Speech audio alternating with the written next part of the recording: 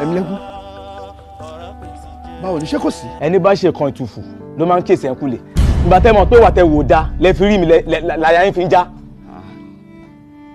Rẹ̀mílẹ́kún ṣe wà òkè ṣá kí ni ìtumọ̀ eléyìí ṣó di ẹ pé kí ló fún ẹ ní gut láti wọnú ilé mi wá kó wá máa rásì mi kó máa sọ̀rọ̀ sí mi ẹni àwọn. wo jẹ́ ìsọ̀kan fún ẹ tí yóò bá fẹ́ kí n gbé sàǹgbétọ́ wá láti kú tọ́nu abẹ́tà kò gbọ́ nǹkan tí mo sọ fún ẹ ṣó gbọ́ mi dáadáa báyìí. sàǹgbétọ́ bá wo ó yá mò ń gbọ́.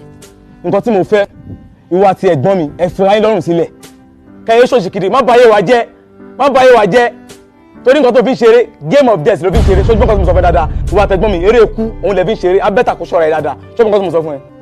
eré ikú ni mo ṣe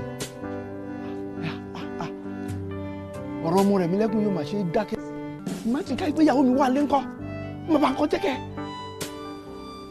mi ò gbọ́dọ̀ dákẹ́ èmi ni mò ń ṣeré ikú. Showing soon on Apata TV.